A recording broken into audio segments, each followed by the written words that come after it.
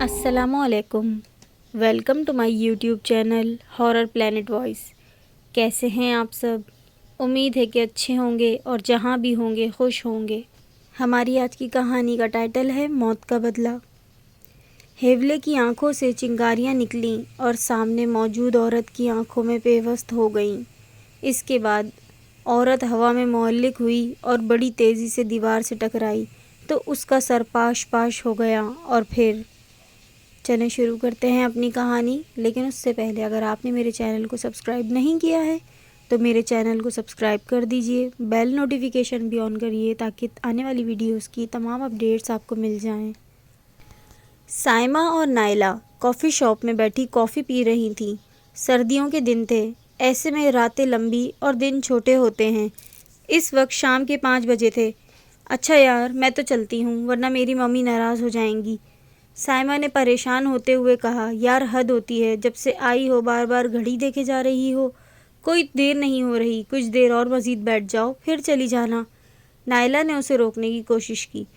दोनों कुछ ही अरसे में पक्की सहेलियां बन गई थीं, अपने दिल की बात भी एक दूसरे से शेयर करने लगी थीं। समझा करो नाइला, मेरी मम्मी तुम्हारी मम्मी की तरह नहीं है, वो बहुत सख्त हैं। अगर मुझे देर हो गई तो बहुत नाराज़ होंगी। एक तो तुम्हारी मम्मी की बातें मेरी समझ नहीं आती, हर बात पर नाराज़ होती रहती हैं। खामोश हो जाओ नाइला, वो मेरी मम्मी हैं, इनके बारे में कुछ बोला तो तुम्हारी खैर नहीं है। अच्छा भाई ठीक है, लेकिन जाने से पहले 2 मिनट मेरी बात तो सुन जाओ। बको, साइमा मुस्कुराकर बोली और एक बार फिर से बैठ गई। शायद तुम्हें याद होगा कि आज से तकरीबन 1 माह पहले मैंने तुम्हें अपनी ओल्ड दादी के बारे में बताया था। हाँ याद आया, बीमार थीं। अब कैसी तबीयत है उनकी? उनकी तबीयत ज़्यादा ख़राब हो गई थी, वो अब इस दुनिया में नहीं रहीं। Oh my God, I am sorry, मुझे बहुत अफसोस हुआ। अरे अफसोस किस बात का यार, मुझे तो खुशी है कि वो मर गईं, चलो जान तो छूटी ना। ओ यू शट अप नाइला, बकवास करते करते थकती नहीं तुम? दादी थी वो तुम्हारी। दादी मेरी थी ना, तुझे क्यों रोना आ रहा है? और वैसे भी मैंने तुझे कोई अफसरदा खबर देने के लिए नहीं रोका था। बड़ी दिलचस्प बात है जो मैं तुझे बताने वाली हूँ। मेरी दादी जिस बंगले में रहती हैं, बल्कि रहती थीं, वो बहुत ही खूबसूरत और शानदार है। जब तक वो ज़िंदा रहीं हमें वो न मिल सका। ज़ाहिर है उनकी मिल्कियत जो था। मेरी मम्मी तो उनसे इतनी तंग थीं कि अलग घर में रहती थीं। लेकिन सच तो ये है कि हम लोग हमेशा से यही चाहते थे कि वो घर हमें मिल जाए, लेकिन उनके ज़िंदा रहते ये मुमकिन नहीं था। अब वो इस दुनिया में नहीं रहीं तो वो बंगला खुद ब खुद हमारे हिस्से में आ गया है। अब बहुत जल्द हम लोग वहाँ शिफ्ट हो जाएंगे। तो मैं ये बताना चाह रही थी कि नए घर की खुशी में मैं पार्टी दूंगी, शानदार और जानदार किस्म की पार्टी, और तुझे हर सूरत में आना होगा, बल्कि तुझको तो मैं रोक लूँगी वहाँ पर। ना बाबा, एक तो तुम अपनी दादी की डेथ पर पार्टी कर रही हो, ऊपर से मैं तुम्हारे घर में रहूँ ये भूल जाओ। मैं नहीं रहने वाली तुम्हारे भूत बंगले में। क्या क्या कहा? उसे भूत बंगला? क्या सोचकर कह दिया तुमने उस घर को? भाई जाहिरी बात है, जब इतने अच्छे घर में तुम्हारे जैसी चुड़ैल राज करेगी तो वो भूत बंगला ही कहलाएगा ना। साइमा बोलकर चुप हुई तो दोनों हंसने लगीं। अच्छा चलो ठीक है, मैं अपनी मम्मी से पूछूंगी, अगर वो मुझे कुछ दिन तुम्हारे घर ठहरने की इजाज़त दे दें तो। साइमा ने नाइला को गुड बाय कहा और अपने घर चली गई। साइमा और नाइला दोनों इंटर की तालबा थीं। साइमा नहायत ज़हीन और मेहनत से पढ़ने वाली लड़की थी, जबकि नाइला बहुत ही शौक़ व चंचल किस्म की लड़की थी।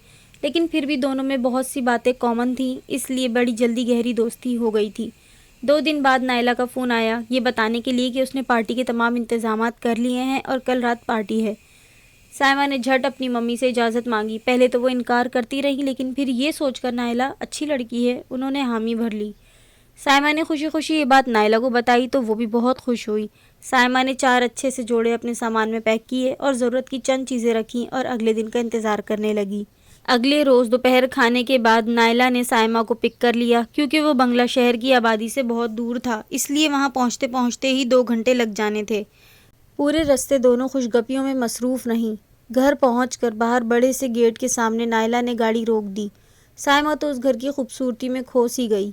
चौकीदार ने गेट खोला, वो अंदर दाखिल हुई। सामने बहुत बड़ा लॉन था। न जाने क्यों कुछ देर के लिए साइमा को वाकई वो बंगला किसी भूत बंगले की तरह मालूम हुआ, लेकिन फिर अगले ही पल वो तेज़ी से गाड़ी से बाहर निकली और बच्चों की तरह लॉन की घास पर टहलने लगी। नाइला इसकी ये हरकत देखकर हंसने लगी। अब अंदर चलो, क्या सारे मज़े बाहर ही लेने हैं? नाइला बोली तो साइमा ने गाड़ी से अपना बैग निकाला और नाइला के साथ अंदर आ गई। نائلہ نے اسے اپنے کمرے میں لے جا کر بٹھایا اور ابھی اور کوئی مہمان نہیں آیا تھا. تم بیٹھ جاؤ، میں اپنی ممی کو بلاتی ہوں. نائلہ اپنی ممی کو بلانے چلی گئی اور سائمہ آرام سے بستر پر بیٹھ کر نائلہ کا کمرہ غور سے دیکھنے لگی. اس نے مختلف فلم سٹارز کی تصویریں اپنے کمرے میں لگا رکھی تھیں. کچھ ہی دیر میں اس کی ممی زبیدہ کمرے میں آئیں. بڑے ماڈرن لوگ تھے. انہوں نے بھی نائلہ کی طرح خوب فیشن کر رکھا تھا، اسٹائلش کپڑے پہن رکھے تھے. کیسی ہو بیٹا؟ ہماری پہلی مہمان تم ہی ہو. مت پوچھو مجھے کتنی خوشی ہوئی ہے تمہارے یہاں آنے سے. Oh thank you so much aunty. Saima نے بھی اچھے اخلاق کا مظاہرہ کیا. اچھا نائلہ، تم ایسا کرو، سائمہ کو اس کا کمرہ دکھاؤ، میں ذرا اپنے روم میں جا رہی ہوں. اتنا کہہ کر وہ اپنے کمرے میں چلی گئیں. نائلہ نے سائمہ کا بیگ اٹھایا اور اپنے پیچھے آنے کا کہا. وہ اسے لے کر اس کے کمرے تک آئی. یار نائلہ، یہ کیا، مجھے اتنی دور کمرہ کیوں دیا ہے؟ وہ شکوہ کر بیٹھی. سوری سائمہ، لیکن جو کمرے میرے روم کے پاس ہیں وہ ابھی سیٹ نہیں کیے، نائلہ نے جواب دیا. تو سائمہ چپ ہو گئی. ویسے ایک بات تو بتا، یہ تو میرے روم کے پاس روم کیوں لینا چاہ رہی ہے؟ کہیں تجھے ڈر تو نہیں لگ رہا؟ نہیں، مجھے تو تم جیسی چڑیل سے بھی خوف محسوس نہیں ہوتا. تو پھر یہ پیارا سا گھر ہے.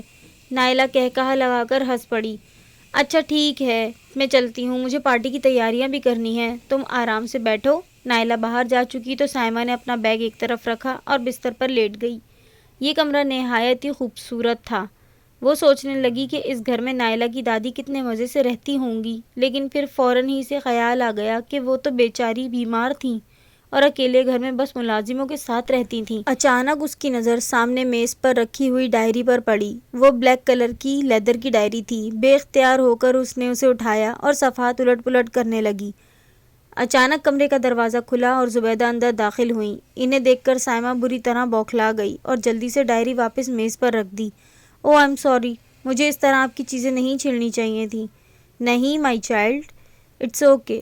تمہارا دل چاہے جہاں آؤ جاؤ، کیونکہ ویسے بھی ابھی ہم نے نائلہ کی دادی کے انتقال کے بعد اس گھر کی سیٹنگ نہیں کی ہے، اس لیے کمرے کی ترتیب بھی ابھی صحیح نہیں ہوئی. اور یہ ڈائری جو تمہارے ہاتھ میں ہے ہماری نہیں ہے، بلکہ نائلہ کی دادی یعنی میری ساس کی ہے. وہ کچھ دیر یوں ہی اس سے باتیں کرتی رہیں، پھر اٹھ کر چلی گئیں. سائمہ یہ سوچ کر بہت خوش ہوئی کہ اب وہ سارے گھر میں آزادی سے گھوم پھر سکتی ہے، اور پھر شام میں ہونے والی پارٹی کی تیاریاں کرنے لگی.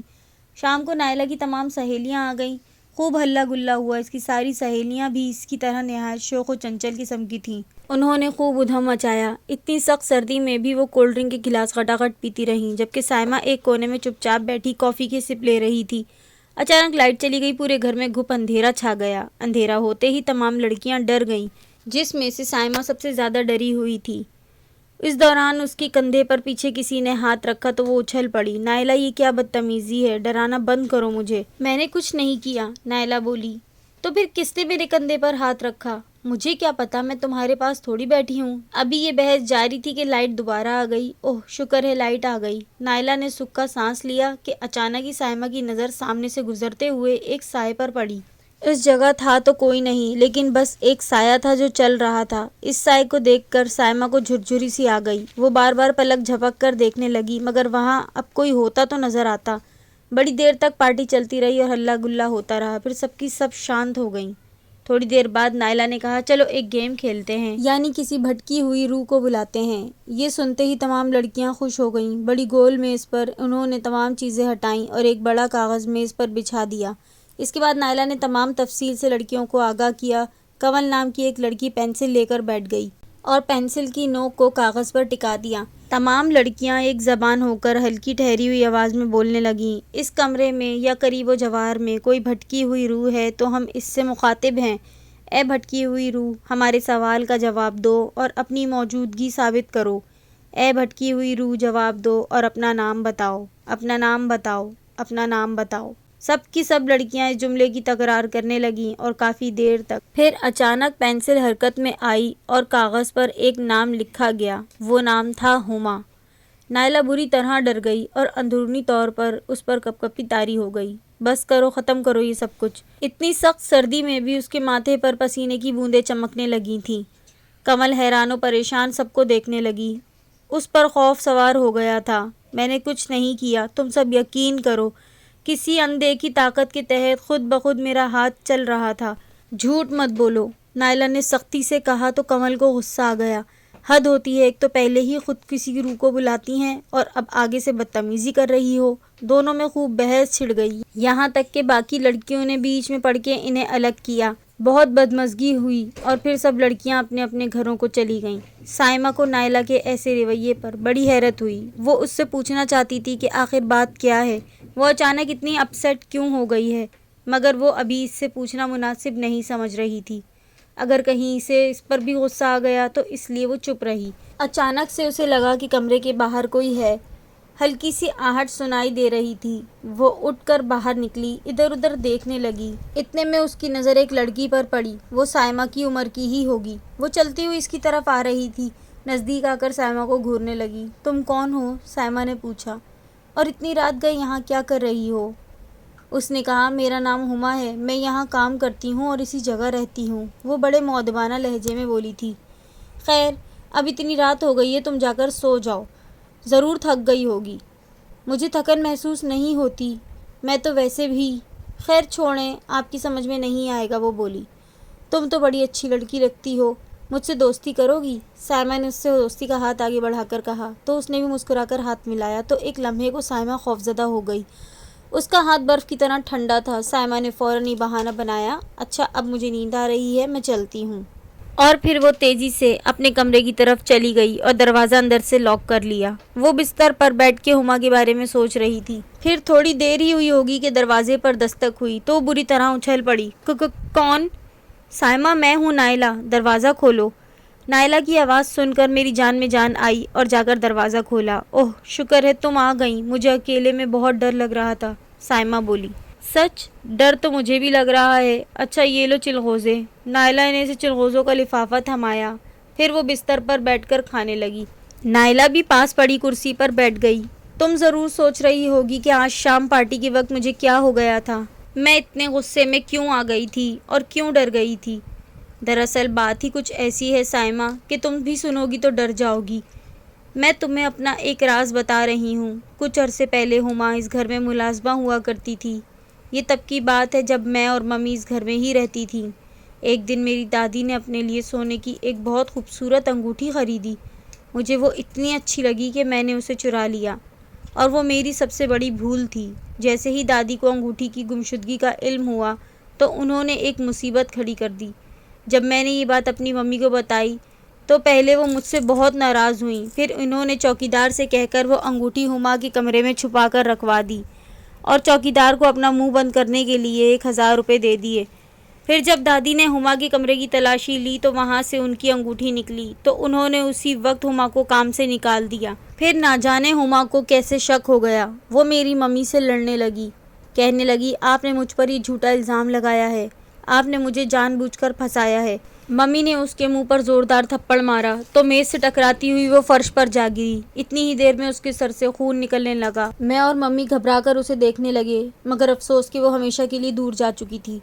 تب مجھے بہت افسوس ہوا کہ یہ ہم نے کیا کر دیا، کیونکہ ہما سے میری بہت اچھی دوستی تھی۔ ہم نے اس کے والدین سے یہی کہا کہ وہ نہ جانے خود بخود کیسے گر گئی اور اس کی ڈیتھ ہو گئی۔